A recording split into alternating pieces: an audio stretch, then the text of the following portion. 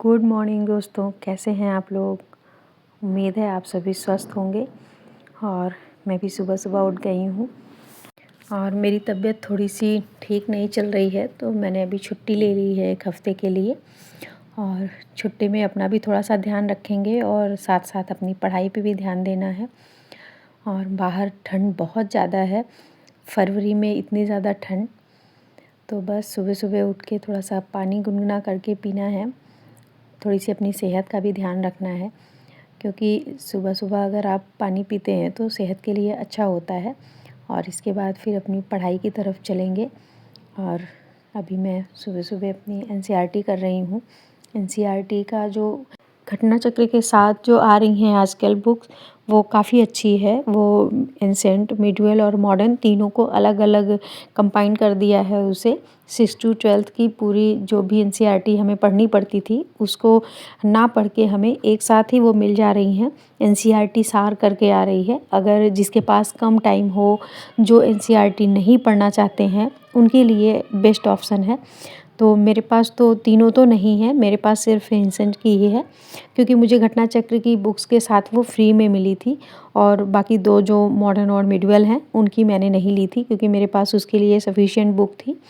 तो बस मैं उसे ही कर ले रही हूँ, ताकि एंसेंट हमारा इसी से अच्छे से तैयार हो जाए।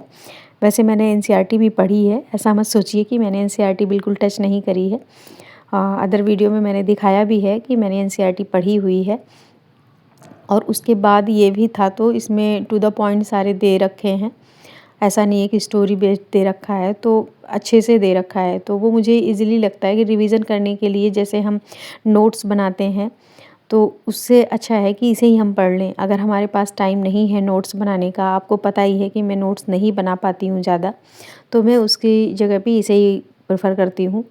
और अभी मैंने पढ़ाई कर ली है। सुबह सुबह चिड़िया और कौवा छत पे काफ़ी शोर करते हैं, क्योंकि अगर आप उन्हें कुछ खाने को देते हैं तो उनकी आदत सी बन जाती है। और अच्छी भी बात है, मैं सुबह सुबह जाके थोड़ा सा रोटी डाल आती हूँ। कभी रोटी नहीं रहती तो बिस्किट वगैरह डाल दिया, जो भी अवेलेबल रहता है।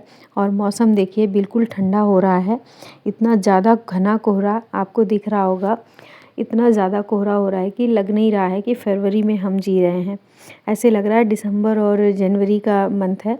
और चिड़िया देखिए आप, धीरे धीरे आ रही हैं। और अभी मैं तोड़ के इन रोटी को टुकड़े टुकड़े करके रख देती हूँ, ताकि ये आराम से अपने चोंच में एक एक टुकड़े को उठा के अपना चली जाती हैं और खा लेती हैं।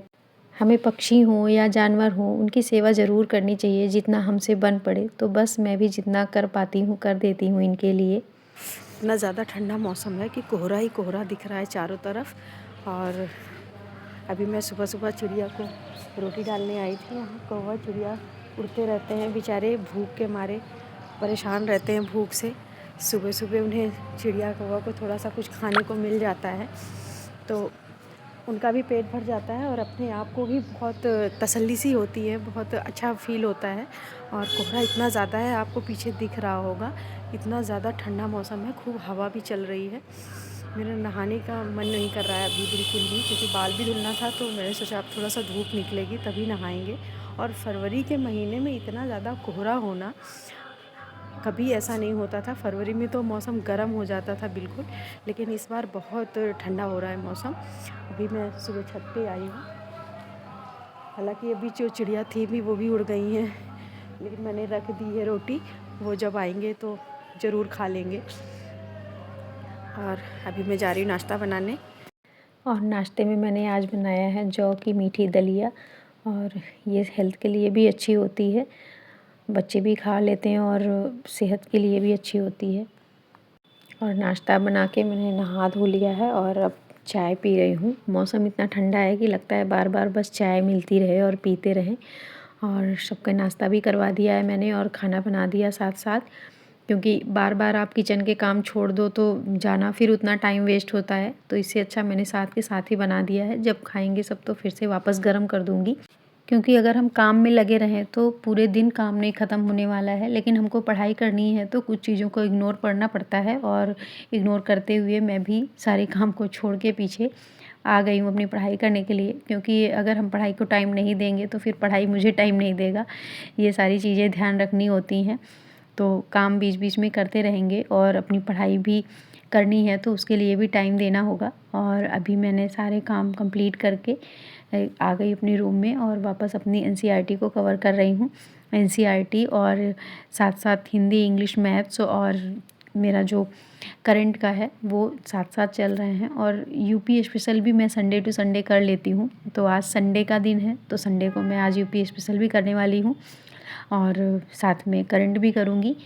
और जब हम जॉब करते हैं तो मॉर्निंग से चले जाते हैं और 6 से 7 घंटे हमारे वहीं बीत जाते हैं, लेकिन घर पे रहते हैं तो वो 6 से 7 घंटे अगर हम नहीं निकालें तो सारे टाइम को हम काम में ही लगा देते हैं। तो बस मैं यही सोचती हूँ कि वो जो टाइम मैं पर डे अपनी जॉब को देती हूँ, अगर वो पढ़ाई में चले जाएँ तो मेरे 12 घंटे हो जाएँ या 14 घंटे भी हो सकते हैं। लेकिन ऐसा पॉसिबल नहीं है क्योंकि हम घर में रहते हैं, तो बच्चों की भी कुछ फ़रमाइशें हो जाती हैं, उन्हें भी देखना पड़ता है। फिर भी सारी चीज़ों को देखते हुए अपनी पढ़ाई करते रहना है।